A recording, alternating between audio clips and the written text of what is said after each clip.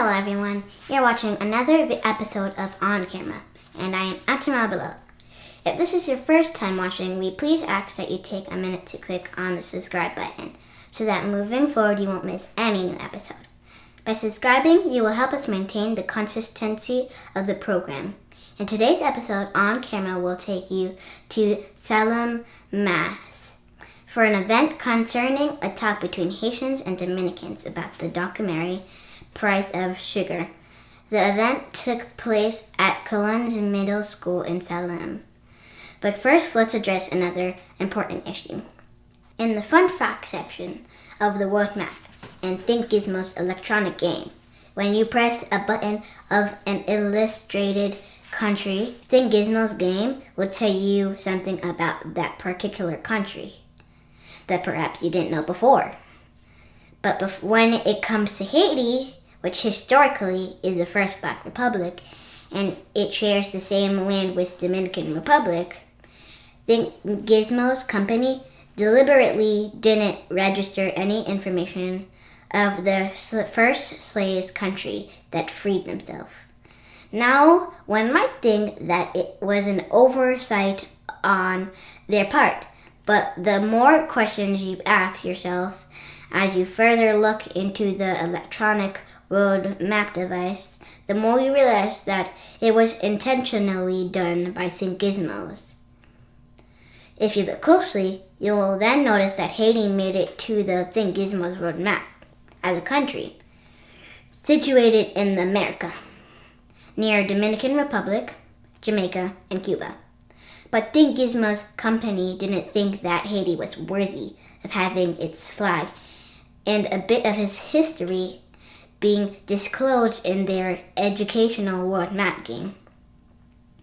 In the fun fact category of the game, when you press Dominican Republic, you will hear this. Did you know that the Dominican Republic has the only flag in the world with a Bible on it? When you press Cuba, you will hear this. Did you know that Cuba is the largest island in the Caribbean? And when you press Jamaica, you'll hear this. Did you know that Jamaica was the first country in the Western world to construct a railway? And when you press on Haiti, you hear nothing. The Think Gizmos is an established UK company based in Horsham since 2005. And according to their online statement, the company claimed to be committed to providing 100% customer satisfaction and the quality service so that we can be sure the product that we receive from them is top-notch. Our answer to that statement is the Haitian community is nowhere near satisfied with its calculated plan to exclude Haiti from their educational game or from preventing students of the world to learn that Haiti has defeated the French army in 1791 to 1803 in order to earn their freedom from slavery. Being a Haitian descent, my aunt brought me Think Gizmo's world map game. So not only I can learn about world history, but only to find out that my country of heritage isn't a part of the world. I know our ancestors have fought and died for our independence. Now who is going to fight for the future of the first Black Republic so that my generation or posterity can proudly talk about the Haitians that came before? That's why you have me as your father to fight for you and for our heritage that our ancestors had died for. We know that we can't rely on corrupted Haitian politicians to defend the sovereignty of Haiti. But in collaboration with all the Haitian citizens, we will continue to address everything that concerns or affects our history and community. Once I was going to Think Gizmo world map with you, and I quickly noticed the absence of our flag and the presence of neighboring countries. I immediately wrote a letter to the company, and this is what they replied. To whom it may concern. My name is Richard Magbelo from On Camera Online TV, and I'm writing to you with respect to an observation I made upon buying one of your electronic products. We purchased your electronic world map historical monuments with the idea to educate our child who is from the America only to notice that you excluded the flag of the first Black Republic from the entire section. Haiti, Dominican Republic, Jamaica, and Puerto Rico are all part of the America, from which you have all of them present in your world map except Haiti. We are not sure if this was an oversight or if it was intentional, but whatever it is, Tengizmos will need to fix it, otherwise it will be seen by the world as an act of racism, providing that this game was made for educational purpose. Thank you for your understanding, with the hope that this matter will be resolved. Hi, Richard. Thanks for your email. And we are sorry that Haiti is not an interactive country on our map. There is no offense intended. As you can see, there are many other countries that are highlighted on the map that are not actionable for the quiz or flag recognition. For example, Greenland, Alaska, Algeria, Svalbard, Trinidad, and others. Unfortunately, there is limited room on the map and in the computer memory for the facts and flags, and 100+ countries were not able to be added. I will pass your feedback over to our product team though. Best regards. I have shared the issue with the Facebook community, more particularly my Haitian people, and most of them aren't satisfied with Tengizmo's excuse as to why Haiti's flag and its information didn't make the cut. So we are here asking our Haitian compatriots to join us in this quest to either sign a petition so that Tengizmo can rectify their mistake for purposely excluding Haiti, or for Haitian people to simply not buy their products. We can't give monetary contribution to any company that is promoting racism nor division. The game is somewhat intended for educational purpose and not to limit the knowledge of potential children who would like to know about their heritage. I'm probably in the same category as I had no idea what was going on when I had first heard about this. I had no idea what the relationship between the Haitians and the Dominicans are, but it was definitely eye-opening to see it, and I definitely learned a lot from it. So it was very helpful to see the video and kind of get a better idea of what's going on in the world that I wouldn't follow otherwise and I wouldn't know about otherwise. I went for a spring break. I went to the DR, actually with Scarlett, for the service trip. That's good to know. But haven't visited yourself? No, haven't visited. Don't really know anyone either. Right. But I've never been to the Dominican Republic. So I was watching the video or the documentary. Right. So I didn't really know what was going on there. I heard.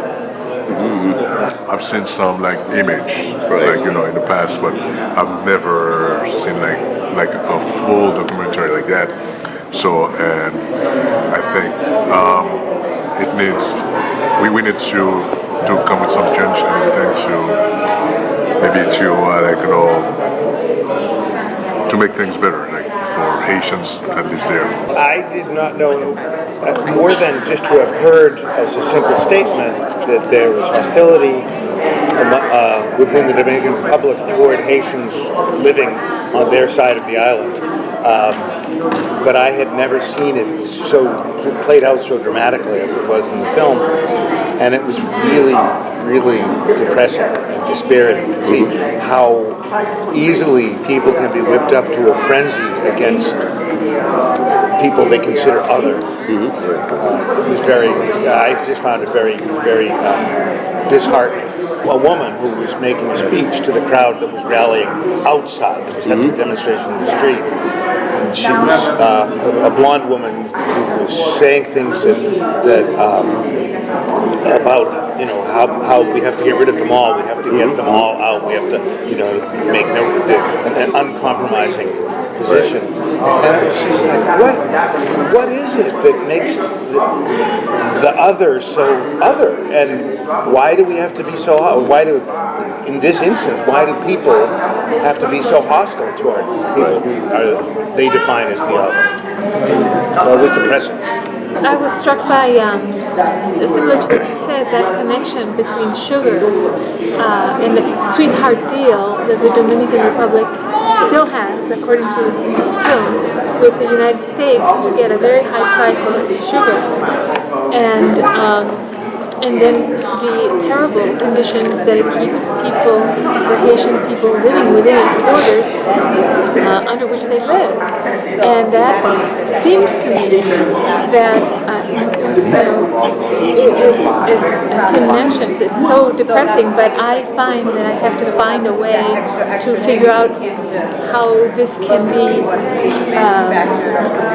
made better, that it cannot continue this way, because this is in fact slavery, when you do this to people, and that you have to bring the people who are behind the scenes out front, in which that is a business connection of the price of sugar.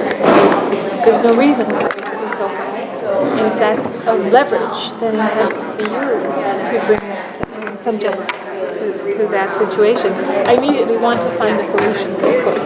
That's an interesting point, and that will allow me to go to the next question. Of course, I hear what you are saying, that you were totally unaware of what was happening. So at the same time, there might be things that are very specific that you just learned, like what you shared.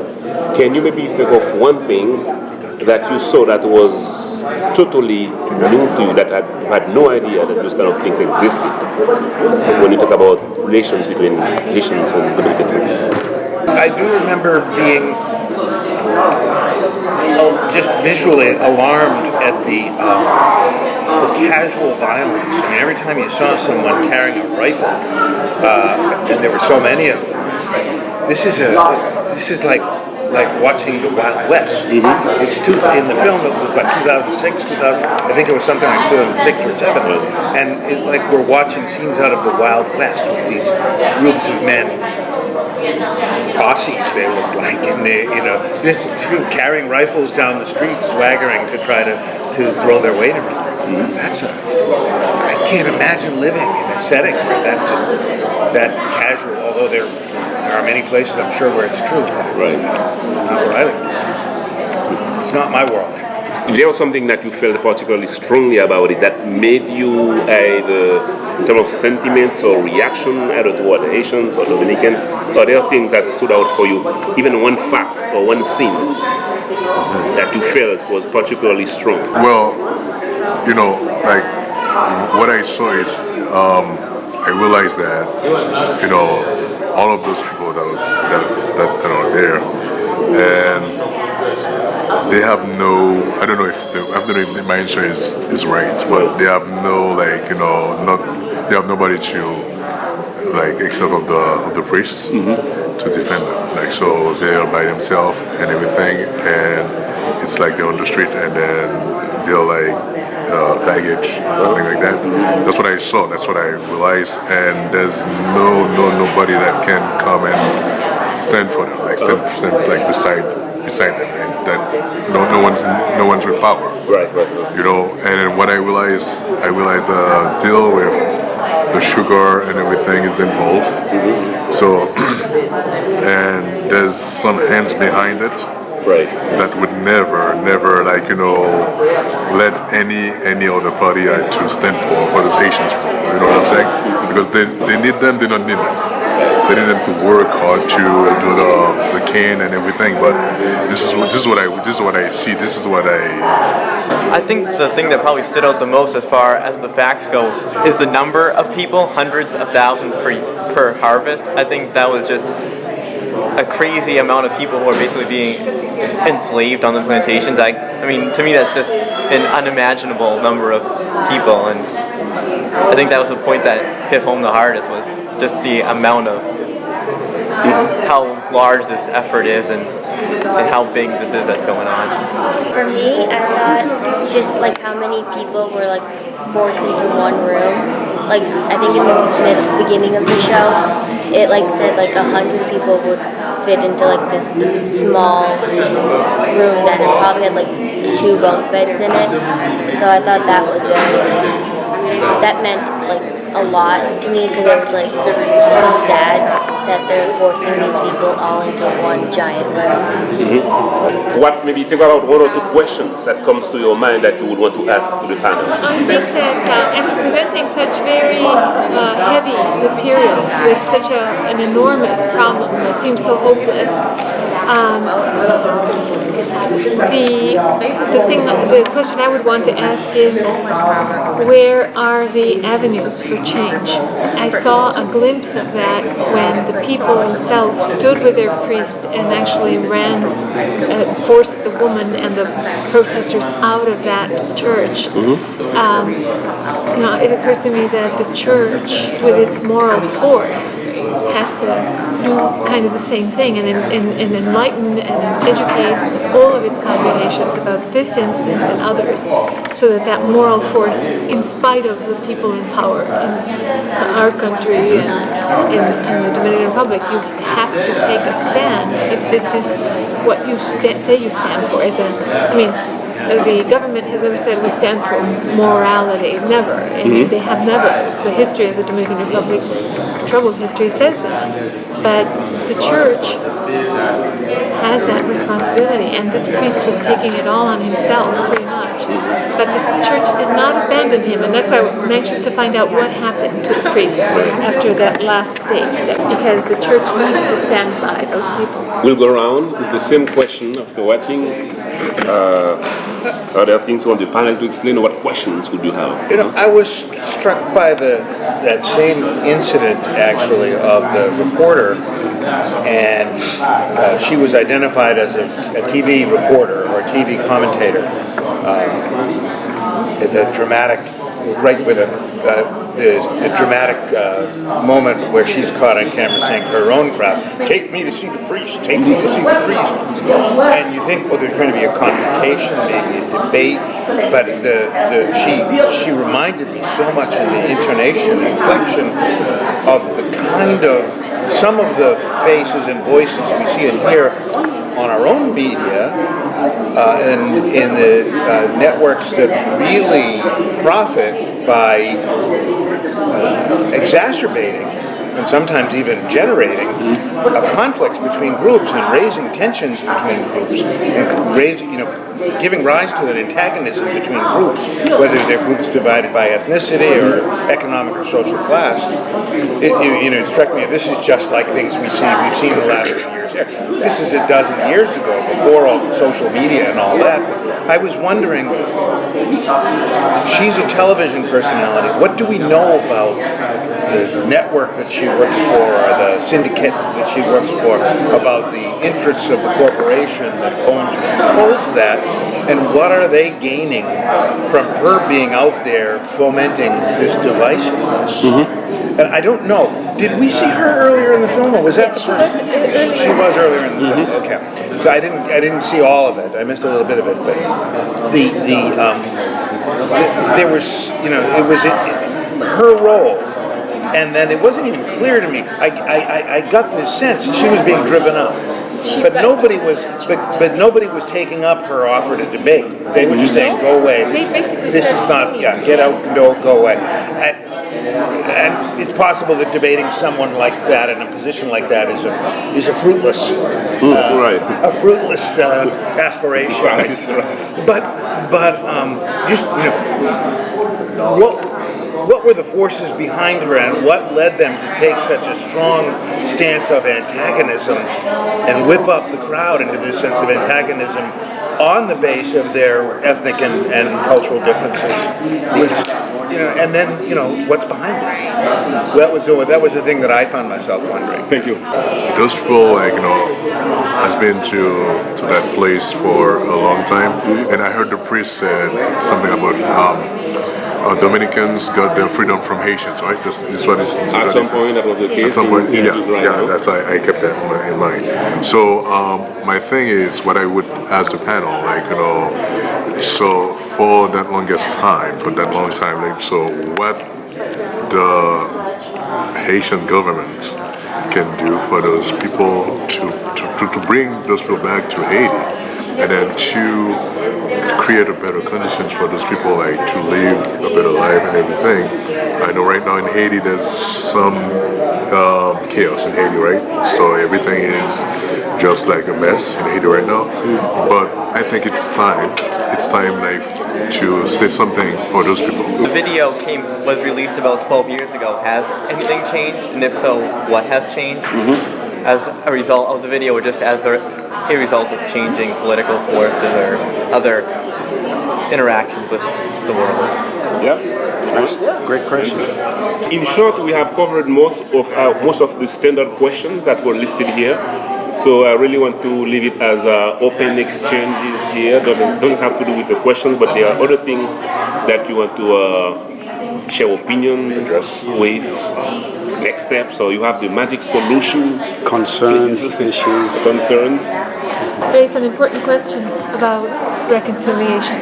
Now, it's important not to force a reconciliation or say you're ready for reconciliation until the people who have been enemies for so long are ready, right?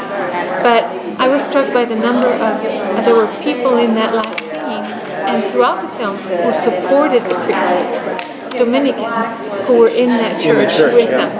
And I think that reconciliation starts with people like that who are willing to pull away from their group and all those fears and prejudices and stand with the people who are being oppressed.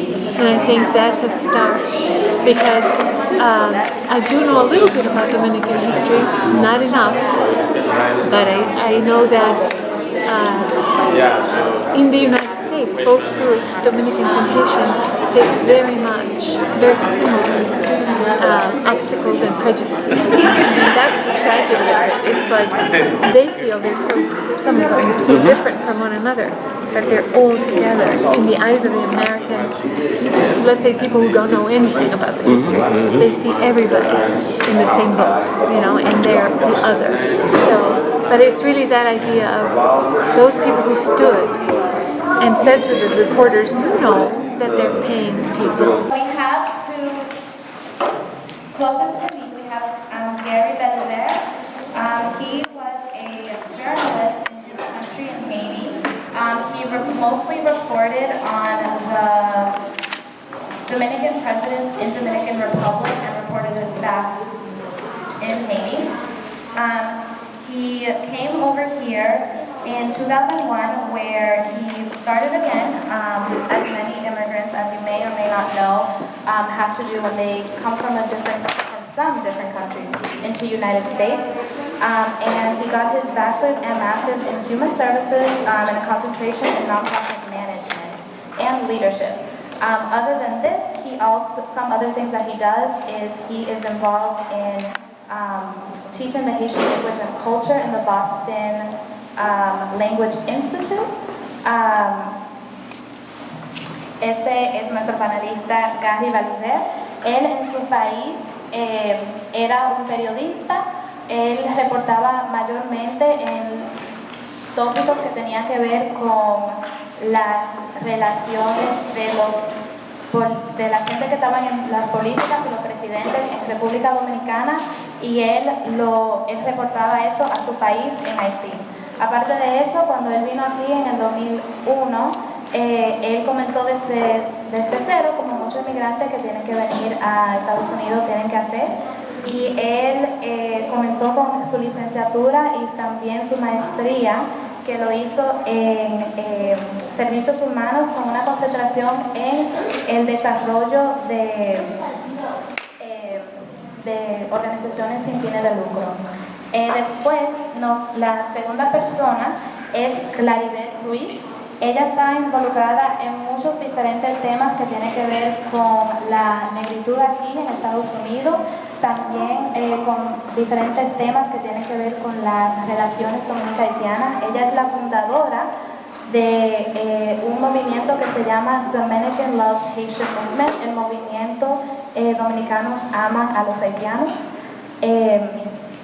Aparte de eso, ella es una activista cultural donde ella enseña de parte de los artes sobre la injusticia racial aquí en Estados Unidos y también globalmente.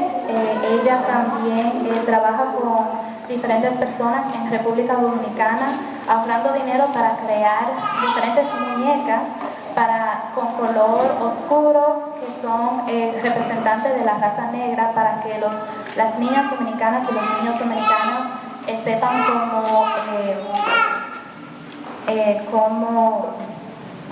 ver amar Gracias. Amar su raza, su color, si ellos se identifican con el color negro. So another panelist that we have here is Claridad Ruiz. She is the founder of Dominican Loves Haitian movement. She has a lot of experience and is involved in a lot of groups that help various topics like Dominican Haitian relations, including her movement that she founded, Dominican Loves Haitian movement. She's also a cultural activist who is a part of groups of different artists who go around the United States and globally as well to heal from systems of oppression. Particularly, she talks a lot about blackness within the United States context, within Dominican Republic, Haiti, and globally. She also helps raise money for Black Doll Movement, that's correct. And she sends dolls to Dominican Republic to get children to understand their blackness in a different way, to love their blackness. And then our last panelist, Charlotte Lucian, nuestro último panelista, Charlotte Lucian. He is the president of GRAHN, the New England Boston Group for Reflection and Action for Haiti in Boston. He is also the founder of Haitian Artists Assembly. He is also a media personality in the Boston Neighborhood Network, Creole, Boston Haitian Reporter, as well as many other groups involved in the Haitian community. El último panelista, Charlotte Lucian, es el presidente del GRAHN, el grupo de Nueva Inglaterra de Boston para Acción para Haití. Él está involucrado en muchos diferentes grupos y comités con las personas que son de descendencia haitiana. Por ejemplo, el fundador de el Asamblea de los Artistas Haitianos.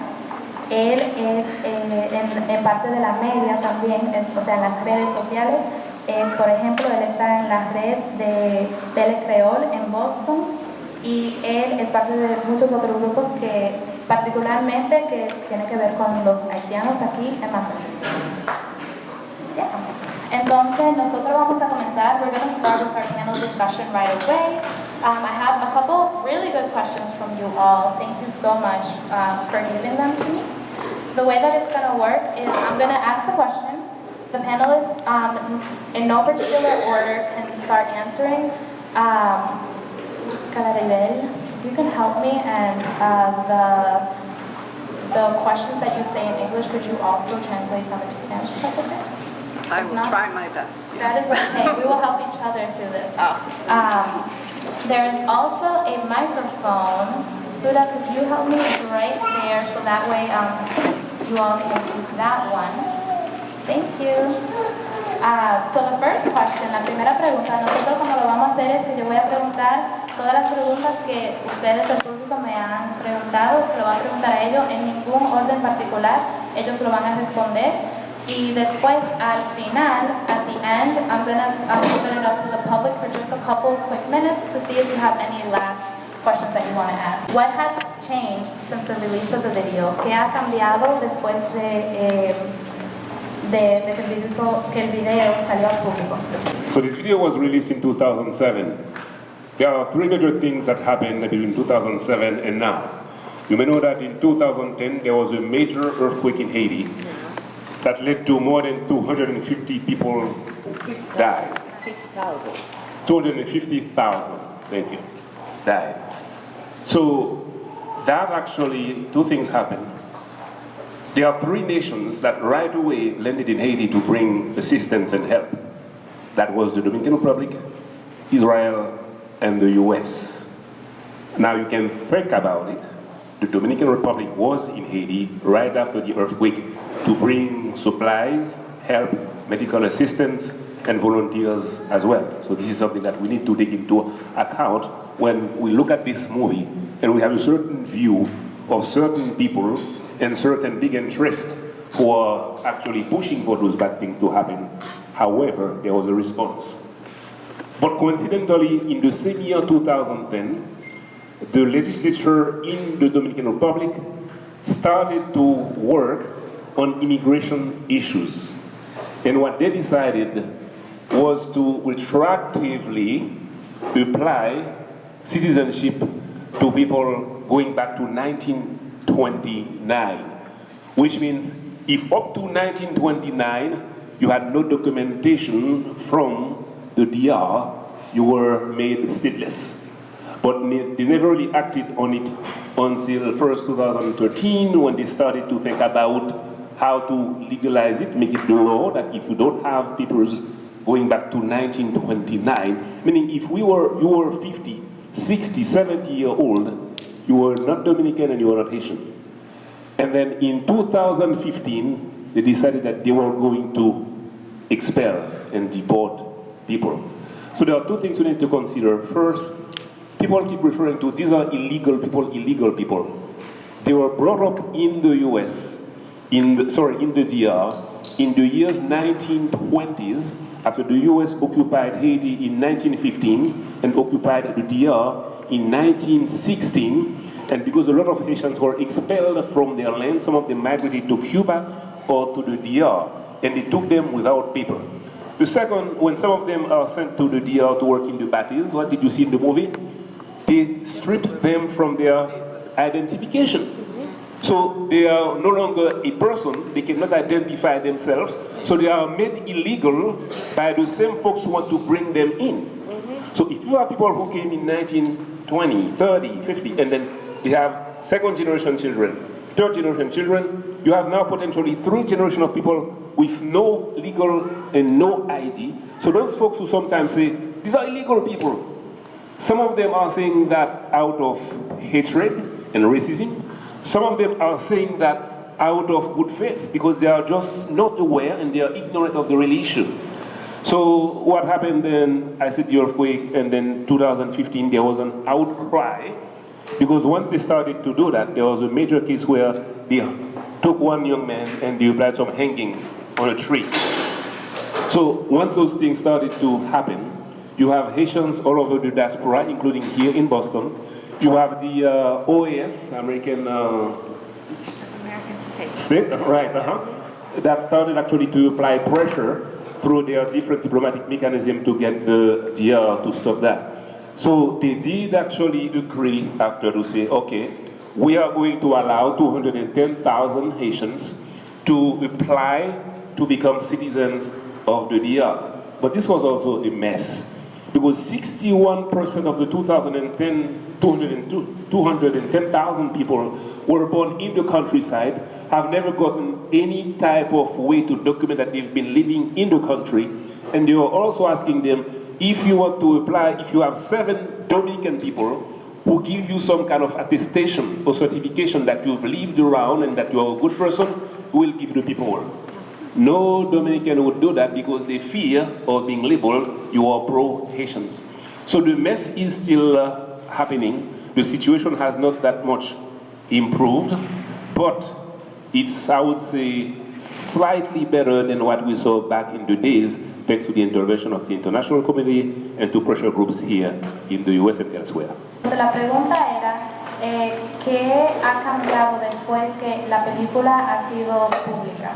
O sea, que ha salido para el público. Entonces mencionó algunas cuantas cosas. Primero, estaba hablando del terremoto que sucedió en Haití en el 2001. Entonces dijo que después de eso, había 3 diferentes naciones que ayudó a Haití. Israel, República Dominicana y Estados Unidos. Cuando eso estaba sucediendo, muchos de los haitianos tenían que ir para diferentes países.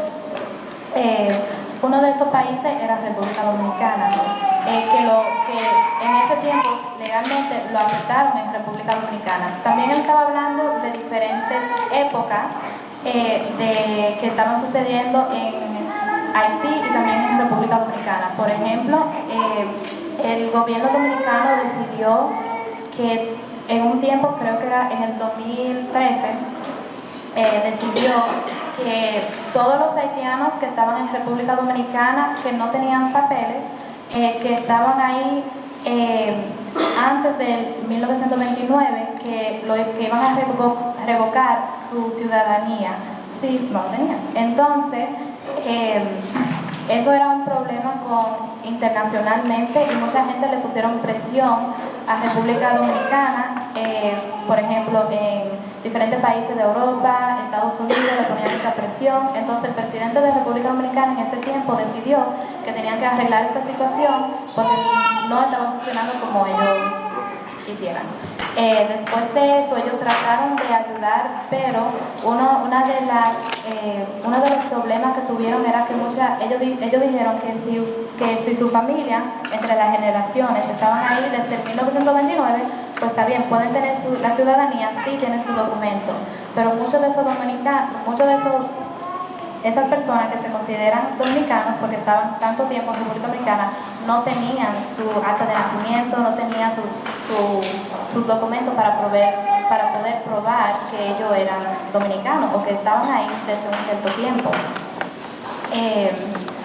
Aparte de eso, ellos intentaron varios diferentes métodos de arreglar esa situación y él estaba diciendo que, por ejemplo, muchas personas que estaban en la diáspora haitiana en Estados Unidos, en Europa, en otros lugares también estaban mirando esa situación y ellos estaban tratando de ser el intermediario entre eso y poniéndole presión también a la República Dominicana para que cambiaran las leyes, o no necesariamente para que cambiaran las leyes, pero para que las leyes fueran más justas.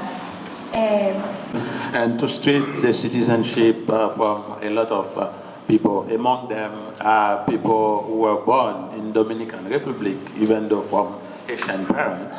So these people were like 84 years old, like when they make that decision in 2013. And also, what is worth to note is that during this problem, and I remember not only OAS, but CARICOM wanted, to take the problem to the UN. At that time, it was the Haitian government through Laurent Lamotte, who was the prime minister, and Michel Martelly was then the president. And they were the ones who, convert that they didn't want to go further with the question. And also, those people that the Dominican Republic say that they're going to give the residents, they require from them that the nation government give them some paper to identify them, because a lot of them, they don't have an identity document over there.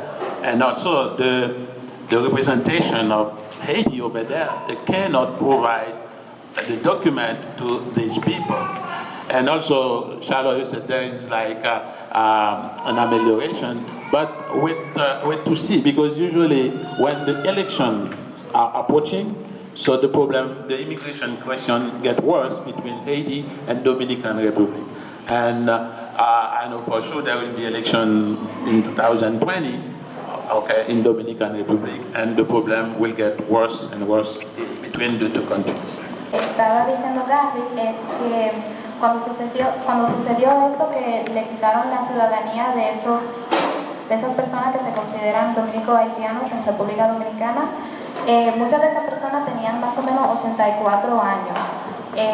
Una cosa para notar que él había mencionado es que ese problema lo llevaron para las Naciones Unidas y que uno de los problemas era que el gobierno haitiano no tenía esos documentos de esa persona. Muchas de esas personas no era que solamente no tenían documentos en República Dominicana, pero tampoco en su propio país tenían documentos. Más o menos como vieron en la película, que muchos de ellos o le quitan los documentos o van a República Dominicana y no tienen pruebas de acta de nacimiento y esas cosas, entonces era muy difícil para ellos proceder. La última cosa que él mencionó es que cuando los problemas entre los dominicanos y haitianos es más grave o más fuerte es cuando hay elecciones. Entonces estaba mencionando que ahora mismo hay elecciones que están sucediendo y cuando hay elecciones pueden ver en las redes, en la media, que el problema empeora, que ponen más propaganda en contra de los haitianos o en contra de los dominicanos para que la situación empeore de nuevo. To add to the question, I think that the sugar industry is doing a great job in appearing to do something. It is hiding, because it was interesting in looking up some page, trying to search and look online, and we found this Dominican sugar industry page, and it was really very beautifully outlined the state.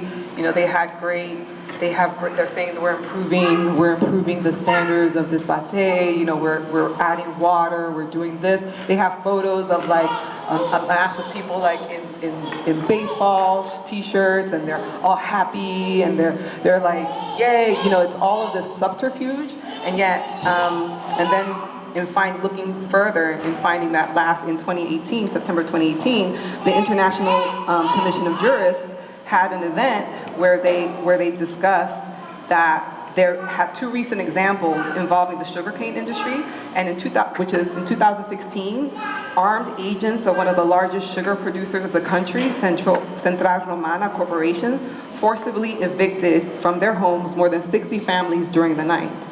And there were no alternative accommodations given to these people.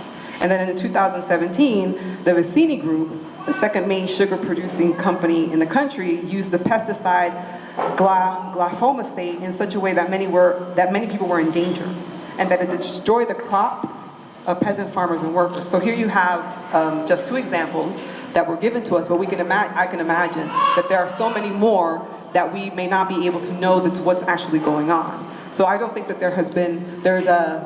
they are creating a facade perhaps, but there are still those issues that are going on, that because these bates may be so, there was someone mentioning that they're in places that we may not go to because they're not tourist sites, so you're not gonna go and visit them. So how would you know what's actually happening in the bates unless you're actually physically going and visiting, unless you're actually going and watching them? I think there are people now that are much more aware, but they are still underhandedly doing things to the people who are working there. Hay muchas compañías de azúcar que están tratando de poner en sus, vamos a decir, como su sitio web, en diferentes páginas, que ellos están haciendo un buen trabajo para mejorar la vida de las personas que están en esos bates. Entonces ellos están poniendo cosas como fotos de gentes con gorras y promocionándolo y diciendo que ellos están viviendo muy bien ahora. Y ella estaba diciendo que parece que eso es parte de un método para hacer creer a la gente que las cosas están mejorando mucho más de lo que realmente están mejorando en los bates. Ella mencionó dos diferentes situaciones. ¿Me lo puedes explicar? One of the largest sugar producers in the country, Central Romana Corporation, forcibly evicted 60 families during the night from their homes, and they didn't give them 60. Ellos mandaron fuera de su casa a 60 familias, entonces no 60 individuos, sino 60 familias de la casa donde vivían. Yo creo sacaron because it's like forcibly sacaron. They didn't. It's not like they requested that. Sí, no fue, no fue como que ellos le mandaron la nota. Lo arrancaron de su familia. Fue que lo arrancaron de su casa y le dijeron como que fuera, tienen que irse. Yeah. Y en el 2017, the Vicini Group actually used this pesticide glyphosate that actually caused danger and harm to the people who are actually working there. So, el Vicini Group usó este pesticide para destruir, I don't know how to say it, sorry. El grupo Vicini, que eran las familias que mayormente estaban promocionando, o sea, hablando de la película, usaron pesticidas para hacerle daño a la gente que estaba en estos bates, para hacer que ellos se enfermaran. Entonces, aunque ellos están diciendo que están haciendo cosas buenas, a la misma vez hay cosas así como esos ejemplos que ella dio que demuestran que en la realidad no es lo que necesariamente ellos promocionan en su sitio web y en diferentes lugares. How is it that so many Dominicans are complicit in denying their blackness? ¿Cómo es posible que hay tantos dominicanos que tratan tanto para negar que son negros? Why is it that so many Haitians are complicit in denying their blackness? Dominicans. I thought Haitians. Yeah. Dominicans. Sorry about that. Thank you for catching that. Pieces and bits from my understanding on the Haitian side, and we have to refer to history to understand some of this is true both for Haitians and also for Dominicans. So if we go way back, both France and Spain used to fight over the entire island. And it is in 1697 that with a treaty they decided that eastern part would be for the Dominican and the western part would be with Haitians. So in the Dominican part, what happened, a lot of those Spaniards actually took some Taino native Indians for whites, but as the slavery system was working in Haiti, all those slaves, including some of the white men, took African slaves, women, as their spouses. Over time, I'm just going to jump into history. When I mentioned earlier that the US occupied Haiti in 1915 and then the US occupied the Dominican Republic in 1916, those young kids coming from the south of the US clearly established that if you are white or whiter, you are superior or you are better. Green eyes, quote-unquote fine hair, all of those things contributed to convince people that there was some kind of hierarchy when it comes to color. We should also say that the dictator back then, who was a product of the American occupation, Trujillo, went further to establish that he was using powder to make himself paler and whiter in order to be better accepted by other folks who were white.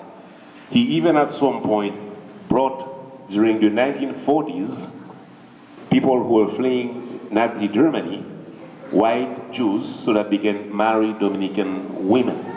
So we find out that over time, both the weight or the impact of colonialism on people's understanding of racial categorization, that's one.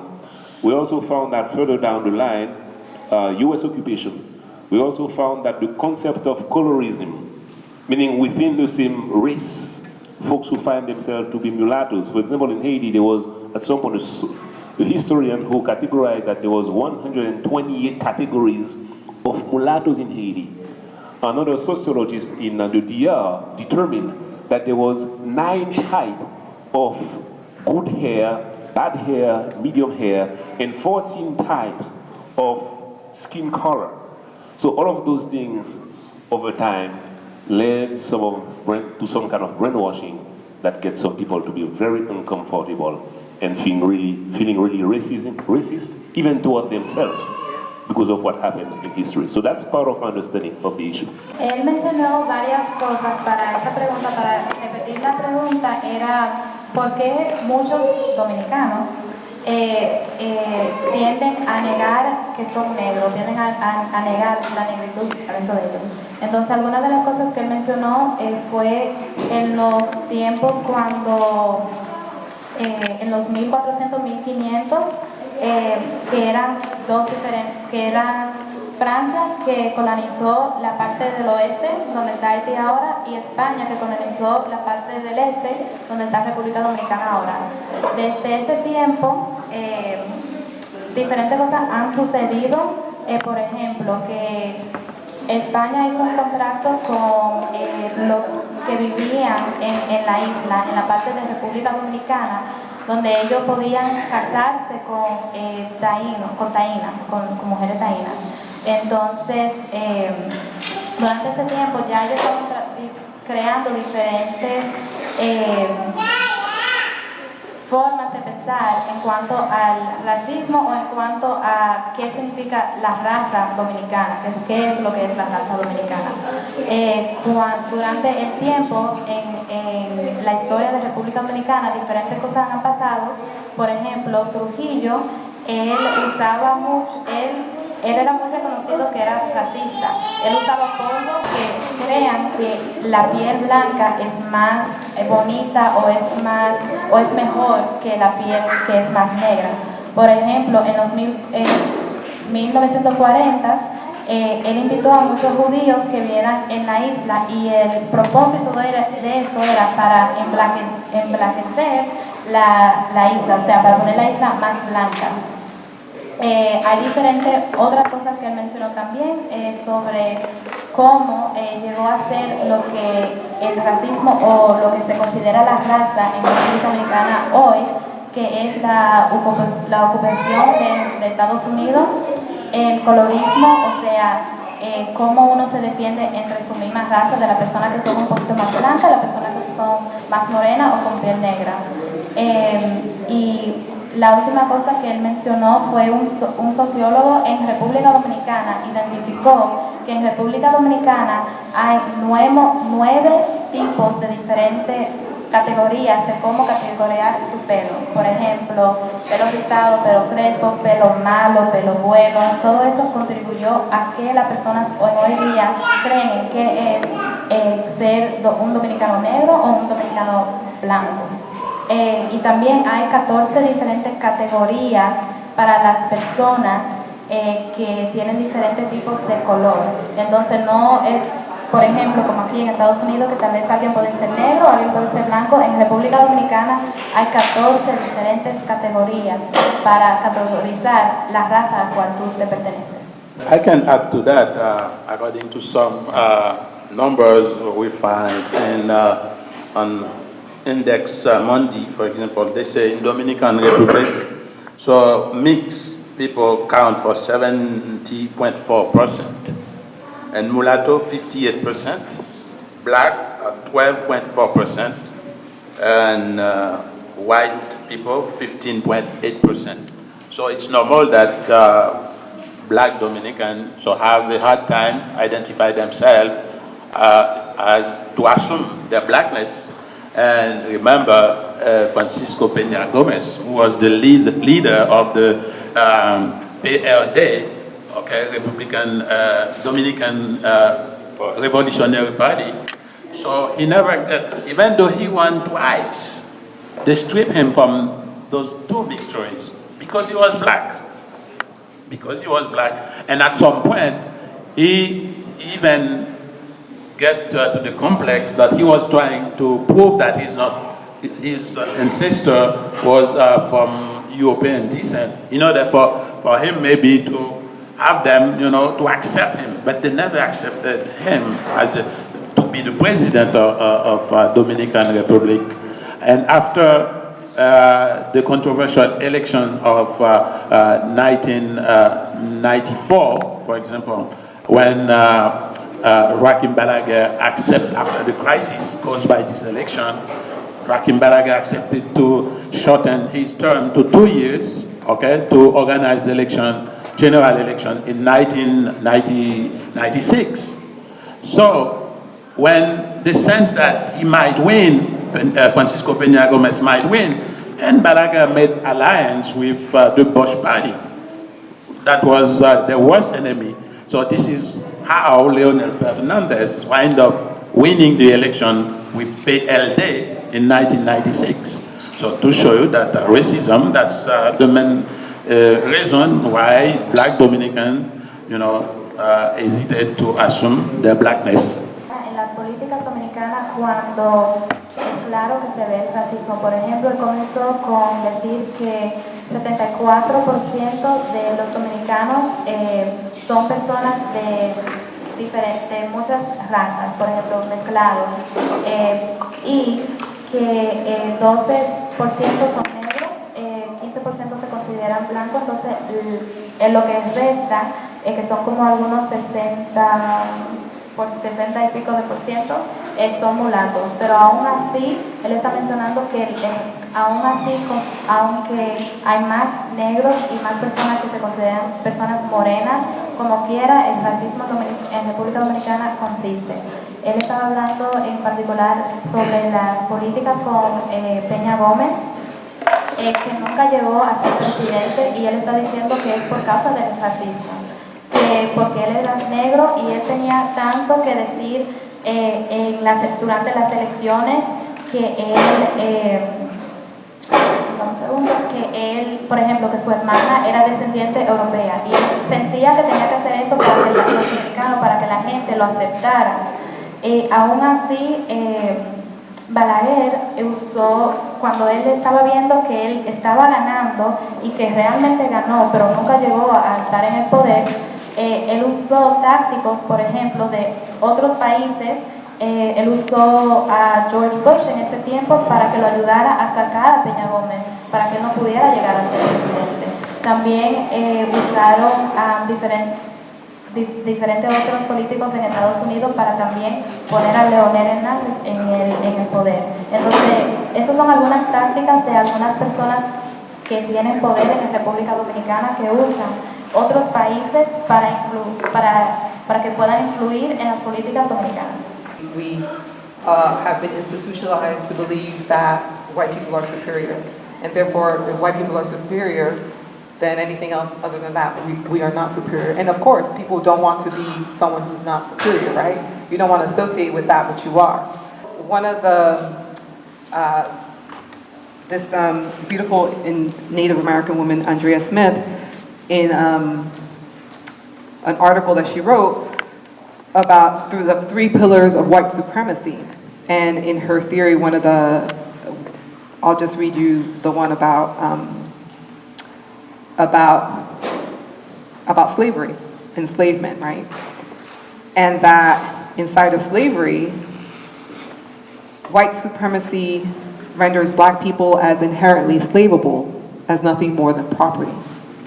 And so therefore, what human beings would say that they want to be property, which is why most Dominicans don't want to even use the word negro, because it inherently infers that sense of blackness, that sense of slave, you know. Say it again? Property, yeah, that it literally equates that, it could equate that. And so one of the things is the use of language, how language is used inside of a culture that constantly constantly insists that we don't want to be that, right? That constantly wants to negate that association to what has happened historically. And then you have people who are writing literature to literally say that being black is bad, that literally is creating a mythology about what has happened historically from the instance of since 1492. Most of us have been taught Christopher Columbus was sailing the seas, right? And that he miraculously found the usage of the word discover in itself is problematic. The reality is that he was lost. That's it. But we do not, there are people who are informing us, and they're informing us and they're talking about history in a particular way that actually negates the reality of what is happening. The reality of what has happened. There was genocide that was committed in 1492. All that literally then created, they needed other bodies to actually work the plantations. They knew that they literally committed crimes. There were people who were unable to work the mines, so they went to other islands. So they were in the island of Hispaniola. They were decimating the island of Hispaniola with the natives, so they went to the other islands to find more natives. And when they couldn't find more natives, they went to Africa to find Africans and brought them to here, to this side of the world. So there's the mythology of history. There's the usage of language that negates blackness, that hides the truth, the reality of what has happened. And then there are people who are the ones who are telling our stories. Most of the stories of history books are the ones of by white people. And they're going to tell their story saying that they're the ones who were successful and everybody else is not. Because Christopher Columbus discovered America. But it was here long before he did anything. And these people were here living their good life until he arrived. And so I think, so we have this, and then you have people in government like Trujillo, who comes along and wants to reinforce these ideologies that he has been brought under white supremacy as well. So he wants to reinforce this ideology of white supremacy and completely strip the understanding and the history of who we are as a people, as an African people, as an indigenous people, because the blood is in the land of all the Native people who were there, who were decimated. So I think that is some of what is taking place with Dominicans in regards to denying of their blackness. Tocó diferentes temas sobre la palabra y qué significa ser negro en República Dominicana. Ella está hablando sobre diferentes mitologías que nosotros tenemos en nuestra cultura y en el contexto dominicano, y también ella habló del contexto estadounidense y en el contexto en todo el mundo realmente, que nosotros tenemos instituciones que quieren reforzar esta idea que ser negro es malo. Ella habló sobre una autora, Andrea Smith, que ella es una indígena, que estaba hablando sobre qué significa o cómo no asociarse con el nombre negro y qué es malo de ser negro. Ella tocó uno de los temas de Andrea Smith, que es la esclavitud, y que la palabra negra o negro muchas veces lo ponen junto a la esclavitud, y que en el contexto dominicano, por ejemplo, no quieren reforzar esa idea que son negros porque esa palabra está considerada todavía como algo malo, como la esclavitud. Después ella continuó hablando con el idioma que nosotros usamos y que nosotros no queremos ser asociados con algunas palabras que no se ven como algo bueno, y más cuando están en diferentes instituciones y que siguen educándonos que esas cosas particularmente son malas, como ser negro. Y que cuando tenemos algunos líderes como Trujillo que siguen enfocando eso y que siguen poniendo eso en las escuelas, en el gobierno, en todas otras partes, y las personas siguen creando ese mito y siguen educando con las mismas ideas y las mismas mitologías, y por eso que permanece como está permaneciendo ahora en República Dominicana.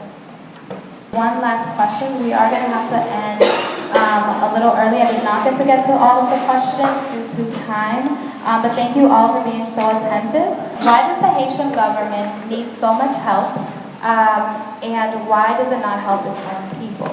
La pregunta es, ¿por qué el gobierno haitiano necesita tanto ayuda y por qué no ayuda a su propia gente? So when we say the Haitian government, a couple of things we need to keep in mind. The Haitian government is the result of years of Haiti being victim of international either pressure or mismanagement or prejudice for all kind of reasons that are historical. So that would be one. Second, this Haitian government also often has individuals who are corrupt, either because they are puppets of a segment of the international community, or also because some of them are in collusion with corrupt leaders in the Dominican Republic. I'm saying this because on both sides you find people who are benefiting from the corruption, and part of it is our duties, those of us who can vote here, to really vote, elect leaders in the US who can enact policies that will influence or remove those individuals either in Haiti or either in the Dominican Republic when they are corrupt. I won't get into naming names, but we have plenty of reasons. So until we have a clean government that is again not in line with those folks, either in the international community or in the DR who are benefiting from the system, it will be difficult to help. So we in the diaspora, by acting to change things, will ultimately force this kind of change, and that will benefit people. So again, vote, or as we say, let the younger generation marry among themselves, because they don't have actually the weight of history to mess up their brain, and they can help change. I hope that we'll have a chance to get them to explain that. Thanks. Yeah, thank you. ¿Por qué el gobierno haitiano necesita tanto ayuda y por qué no ayuda a su propia gente? Lo que en resumen, lo que él dijo es que Muchos de los problemas que tiene Haití ahora mismo y su gobierno es por influencia de Estados Unidos y otros países en Europa y otros países con poder. Entonces, muchas de las acciones que han tenido que hacer el gobierno de Haití es debido a esa presión que han tenido de la comunidad internacional. Aparte de eso, otros individuos en el gobierno haitiano son corruptos. Y él dijo también, sinceramente, también ellos actúan basado a lo que le dicen que las personas en la comunidad internacional le digan que hagan. También hay mucha alianza entre los que están en el gobierno haitiano y también en los que están en el gobierno dominicano.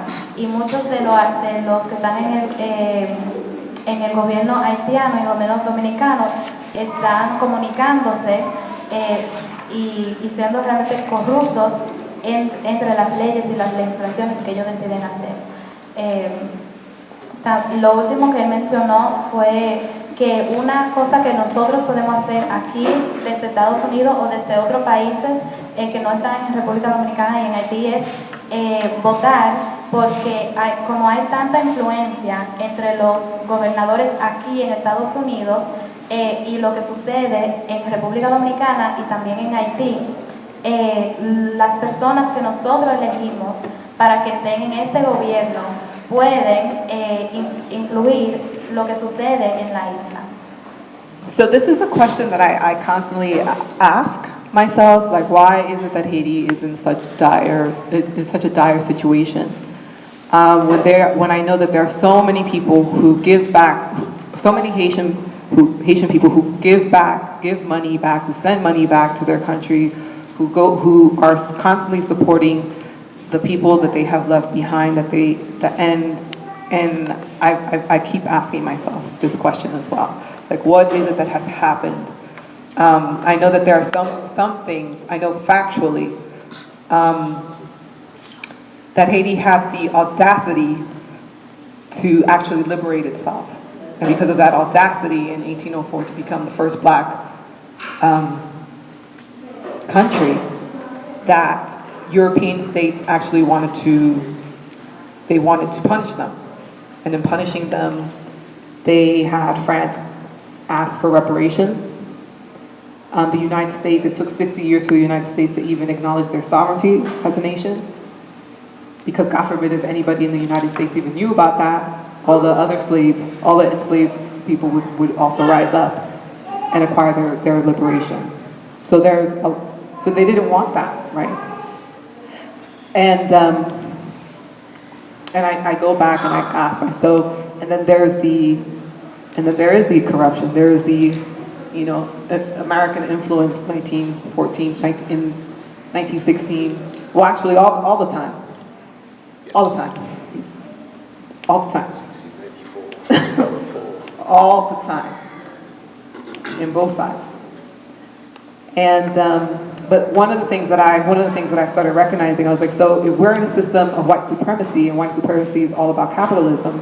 Capitalism is all about enslaving people. It's about genocide. It's about these ideologies, and we may not even realize, and because we have internal oppression, that maybe we are actually recreating the systems that are actually not working for us, and which is why you have government officials who believe that it's more important to pocket money versus giving money back, because they're in this cycle themselves and they just don't realize that they're in this cycle. And that has been, at this point, that is my conclusion. It's a theory, it's a working theory. I'm still literally processing it, because I myself, because it's not just Haiti, it's the Dominican Republic as well. There's many other countries as well, as this country as well. So it's just like, why are we in this system that actually is not benefiting the population in its entirety? Why is it that there's only 1% who's benefiting from all the wealth while everybody else is working very hard? When we say that we have wealth all over the world, why are we? So my conclusion is that is the working theory that is what we're processing right now with that, and attempting to understand why are we in this state that we're in currently. currently.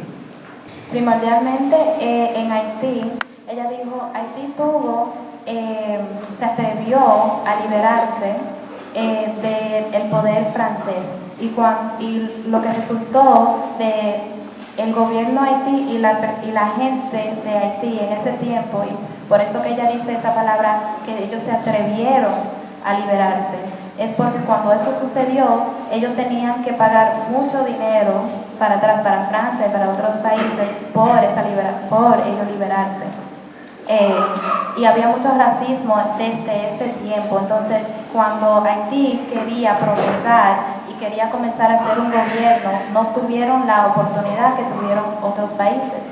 Ellos comenzaron su gobierno con una deuda inmensa porque los otros gobiernos de esa época querían enseñarle a Haití que un gobierno no podía ser negro, que un país no podía ser negro. Entonces hicieron todo lo posible para ellos no permitir que ese gobierno llegara donde pudiera llegar si no le hubiesen ponido todos esos límites.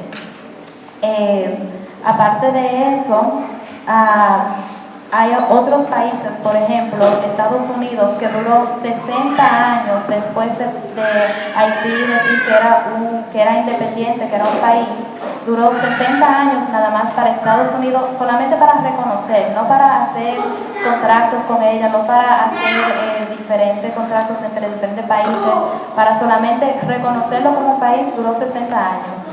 Y otra cosa que Estados Unidos estaba haciendo es que durante los años ellos seguían metiéndose en las políticas haitianas y también en las políticas dominicanas que Claribel estaba mencionando.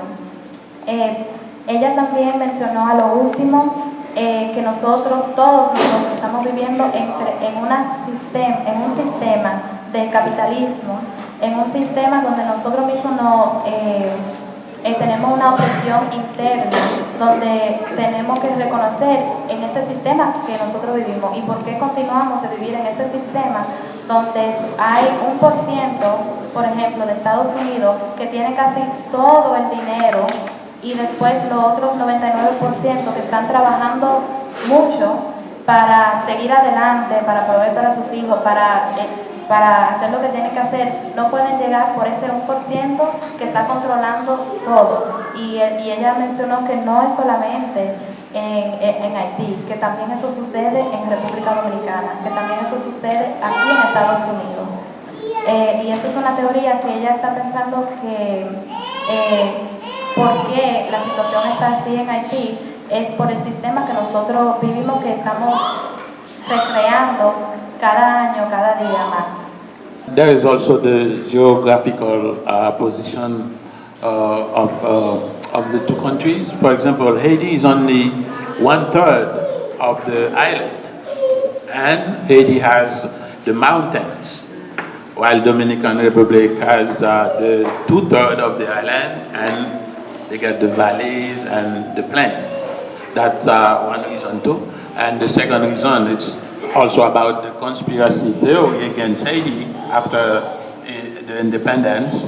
And instead of helping the young nation and the big nations at that time, France, England, and the US, so they make like a cycle. They want to strangle the young nation. And on top of that, France, okay, they asked Haiti to pay for the independence. So they requested 20 billion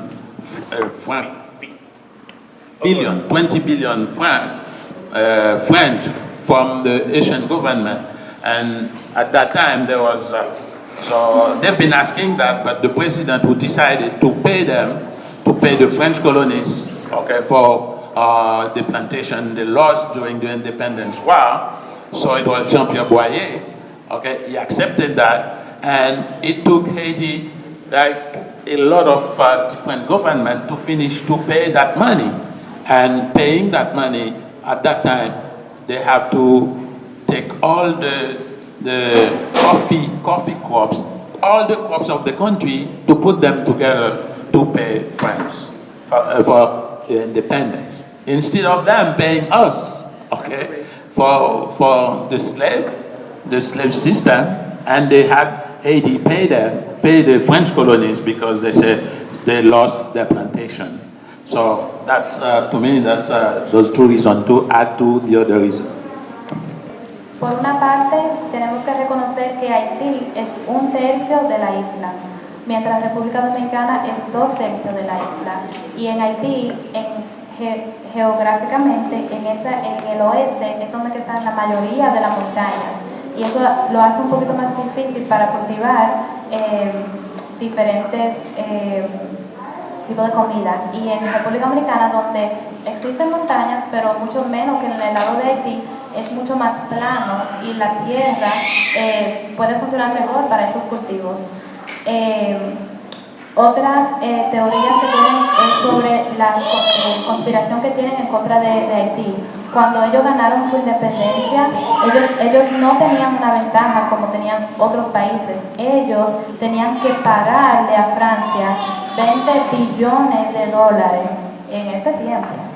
Y el presidente lo que decidieron hacer para poder pagar esa deuda era usar todos los cultivos que ellos tenían, porque no tenían de otra, para poder pagar esa deuda. Entonces, en vez de dárselo a su pueblo, a las calles, a todo lo que necesitaban para hacer que un país funcione, ellos tenían que usar el dinero que ellos tenían para repagar esa deuda. Y él también mencionó al final que si ellos no tuvieran que pagar toda esa deuda, y al contrario, los países que lo pusieron a Haití como esclavos, que los esclavicieron, él dice, en vez de ellos pagarnos a nosotros por tener que ser esclavos, nosotros le teníamos que pagar a ellos por ser independientes. Can I also, I just also want to add, because I just remember, NGOs go into Haiti and they actually, like for instance, after the earthquake, can you remind me, who was supposed to build homes? Red Cross. Oh yeah, thank you. The Red Cross was supposed to, right, $600 million, and they only built 6 houses. So where did the other money go?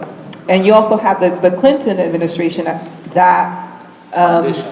the Clinton Foundation, thank you. So yeah, so please add on the Clinton Foundation so the native pig to Haiti was actually extinct, right? Because of the Clinton administration. And they had surplus rice, or they had rice in Arkansas that they wanted to actually, because the government wanted to augment, the United States government wanted to augment its own money for the rice workers in Arkansas. Am I correct in that? So why is Haiti a poor country? If you have the machinations of the United States and many maybe other countries that we don't know about actually going and manipulating.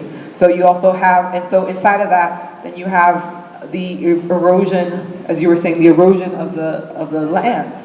So how is that going to support creating an ecology that can actually bring in stability to a country as well? So I'm still working through this theory, but I really think there's this punishment of this government, this country, who was like, I think they're constantly punishing Haiti for being the first black republic. That's just something that I constantly go back to. Para resumir, lo que ella mencionó, para agregar a la conversación que ya estábamos teniendo de por qué Haití está en la situación que está, es primordial. Ella estaba hablando de las organizaciones internacionales que están en Haití, que dicen que están ayudando a Haití. Hay mucha corrupción entre esas organizaciones. Por ejemplo, ella mencionó una organización que se llama The Red Cross. Ellos tenían $600 millones para ayudar a Haití, para crear casas después del terremoto. Y de esos $600 millones, solamente crearon 6 casas. Aparte de eso, otras fundaciones que están ayudando a la situación actual que está Haití, es la fundación de Clinton, que están ayudando. Gracias por esta corrección. Que ellos convencieron o casi obligaron al gobierno Haití que no produzca su arroz para que los americanos, para que los estadounidenses puedan usar ese arroz, mandarlo para Haití y venderlo mucho más barato que la persona en Haití que está cultivando el arroz. Entonces así los haitianos, sí, díganme ustedes, si hay un arroz que está más caro o uno que está más barato, ¿cuál es que ustedes van a comprar? El que está más barato. Entonces usaron ese arroz que lo estaban vendiendo los americanos, y durante esa época todos los que estaban cultivando arroz en esa época ya no tenían que vender, porque ya el gobierno americano habían puesto su sistema y sus reglas para que solamente pudieran usar el arroz americano y no el haitiano. Entonces ella, para terminar, ella dijo, entonces, ¿por qué Haití es un país pobre? ¿Por qué está en la situación que está? Bueno, en resumen de todo lo que han dicho y la manipulación del gobierno internacional y las reglas y las legislaciones que ellos ponen encima de Haití. Y ella mencionó que la teoría de ella es que siguen castigando a Haití por ser la república primera de gente negra, que todos los años, mientras las cosas suceden, todos los años siguen siendo para castigar a Haití por su primer pecado, según los ojos de la comunidad internacional, por ser realmente el primer gobierno negro. Thank you all for coming here. I'm Elsa Rincon, the founder of the Welcome Immigrant Network. We've been working grassroots, all volunteer-based, in the North Shore area since 2013 to support recently arrived immigrants by providing orientation, advocacy, and support. And we support immigrant professionals to re-enter their field here in the States. So I have information back there if you want to walk away with some awesome information. And next Saturday we are hosting the film documentary of Hay un país en el mundo, translated to There's One Country in the World, looking, strength-based motto, people, at the positive aspects of the Dominican culture, meaning to bring intergenerational Dominicans together. So for those older Dominicans to reminisce about the old times, and the younger ones to be exposed to the Dominican culture that they're not getting living here. So there's information in the back. Thank you. Elizabeth Rincón, fundadora de la red de bienvenidas a inmigrantes. Hay información en la mesa de atrás, donde ayudamos a los recién llegados con orientación y abogacía en el país, y a los profesionales a transferirse a su profesión antigua una vez que inmigran aquí. Y el próximo sábado tenemos el documental Hay un país en el mundo, celebrando lo positivo de la cultura dominicana. Thank you. It's like we're speed dating here. Speed dating. The next presenter, do you know a witness? Unfortunately, they couldn't be here because they wish that they had known about this event a little bit ago. But I'm able to bring Gabriel with me, who is also one of the actors from this wonderful movie called The Island Between Our Love. So basically, this film is about Haiti and the Dominican Republic. As you know, from watching the documentary, you have already grasped, some ideas about, the story between the two countries. Like I always say that Haiti and Dominican Republic, they share the same island. The land is not going to go anywhere. So basically, this movie shows that they have to find a way to coexist.